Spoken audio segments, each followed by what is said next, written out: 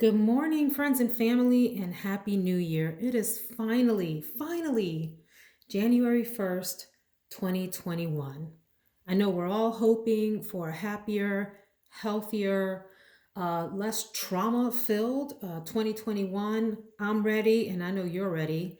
We are back from our Disney and Universal Studios vacation, had a fabulous time. But boy, I was really surprised at how crowded all of the parks were. We went to Magic Kingdom, we went to Animal Kingdom on the Disney side, and then for Universal, both parks. Islands of Adventure and Universal Studios. And we went to Universal Studios on Tuesday of Christmas between New Year's week, and they reached capacity at 8:10 in the morning. My goodness, we happened to come in the door maybe like 8:05, cross that golden gate, and then the park shut down because it was at capacity.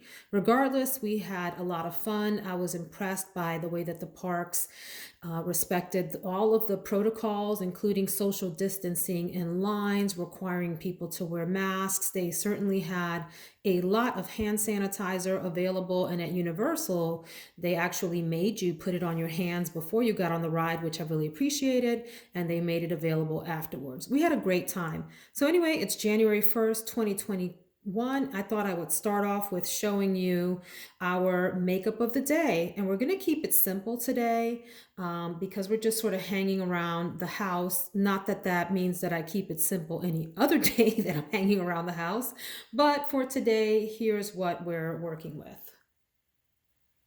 So for our base products today, certainly I have put on my moisturizer and all of that, but we're going to just do something simple and use the e.l.f. Poreless Putty Primer, the original in Universal Sheer.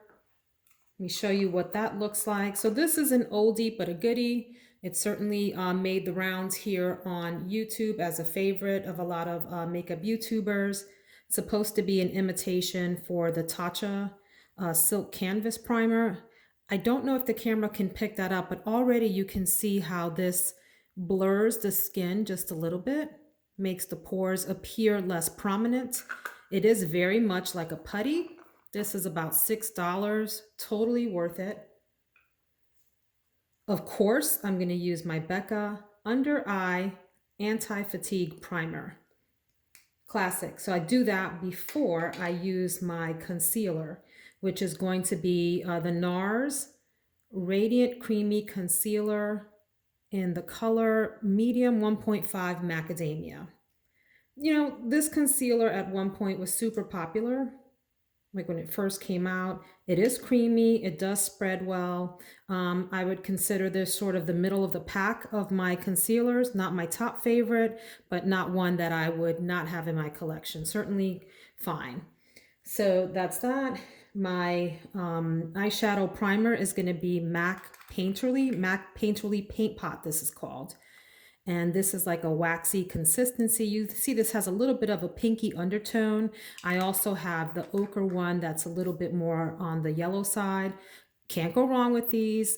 These totally cancel out any kind of veins that may be showing in your eye area and so forth, and provides a nice, I would say, sticky base for any eyeshadows, but plays well under all kinds of eyeshadow. Again, another base product. Instead of foundation and like a highlighting glow lotion or anything, I'm just going to do a real simple powder foundation. This is the Pure 4-in-1 Pressed Mineral Makeup Broad Spectrum SPF 15 powder. This one is in Golden Medium. I love this. It's a real simple powder that has, I would say, some nice light coverage on a day like today. And so I'll use that all over my face instead of foundation. It'll be quick. I'm going to use sort of an all-in-one face palette today. This is the Nars Summer Lights Face Palette. Love this. It has up here your eyeshadows all in one. So I'll probably, I don't know, use this on the lid, maybe these two on the crease and that in the outer corner. And then it also has your bronzer, which you can use as a blush also, and then your highlighter. Check that out. Real subtle, real nice. but certainly packs its own punch. This got a little bit of hype when it first came out, and I don't even know if these are sold anymore, but I love them. They're really great for vacation or like a day like today when you're just ready to, get everything on and get out of the door. Fantastic little face palette. For my blush, I'm going to use the Flower Pots powder blush in Peach Primrose. I think that'll go really nice with all the sort of brown tones in the Nars, what are we calling this? Summer Lights palette. Drugstore blush, really great. What did I pay for this? I don't know, somewhere in the $5 to $10 range. Fantastic line. For my eyes, I am going to use the Maybelline Tattoo Studio Gel Pencil Liner. This is a crayon gel, and this is in the color Smooth Walnut. Nice, deep, rich brown color to tie the whole look together. And I'm going to use the Pillow Talk Push Up Lashes mascara from Charlotte Tilbury, which I have missed. I didn't do any makeup on my trip to Disney, guys. I just moisturized and put on a good sunblock. I used a Neutrogena spray on my face that has SPF 70. It was funny because my son was saying, oh, we don't need sunblock, it's cold. And so I had to give him just a quick little science lesson that regardless of how cold it is, the sun is on your face. Even if it's cloudy, you're going to get some sun, and it's really important to wear SPF on your face. So I just moisturized and did the SPF and went out the door. And then anyway, for my eyebrows, I'm not going to do the whole sculpted eyebrow look, but I am going to put a little bit of tinted brow mascara from NYX. These are great, super inexpensive. This is in the color Espresso. Let me see if I can get this to show up. Last time I did this, it looked really goofy.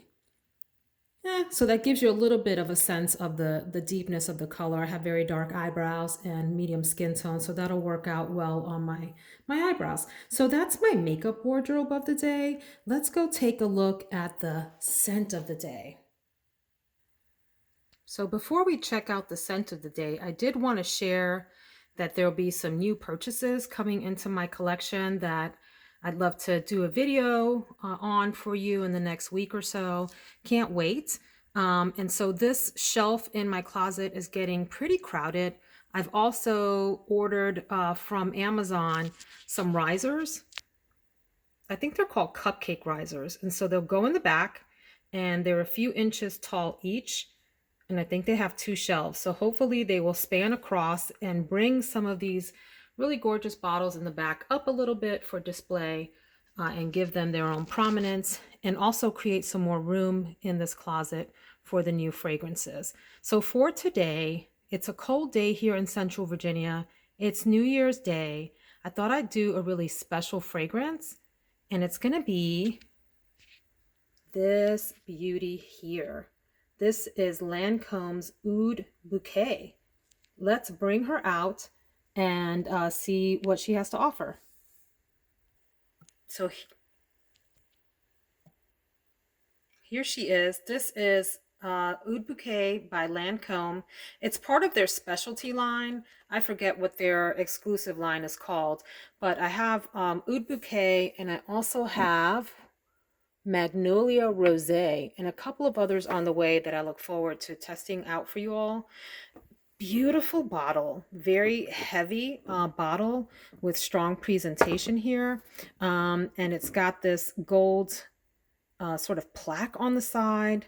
It's just gorgeous. And then the cap is heavy and magnetic as well. High quality bottle, and this beautiful plate on the front with sort of a cutout of obviously roses, and you can see through it to the juice in the back. So this particular fragrance has main accords that are sweet, oud and rose and vanilla, and then it's also a warm spicy scent. The notes in here are oud, praline, vanilla, rose, and saffron. I would say this scent, I just sniffed myself again to make sure I'm giving you an accurate characterization of this scent. It opens a little bit scratchy and loud, so you have to give it I'd say a couple of minutes to calm down and open up for you. And then when it does, it's definitely woody. You can smell mostly a prominent praline note in there. So imagine like a smoky, sweet scent with a little bit of rose and a hint of saffron in the background and a hint of vanilla. It's a very rich fragrance, great for a super cold day. I personally would not suggest this fragrance for the summertime. I think it would be cloying and obnoxious in warm heat. That said, I haven't used it in the warm heat. I've had this one for a few months and have enjoyed it in colder or cooler weather. I think that's when it will shine the best. And I look forward to wearing it today. It's definitely like a thick scent and a mature scent. This is not something that I think would be appropriate for young teenagers, unless they like the more sort of sophisticated, classic, mature scents.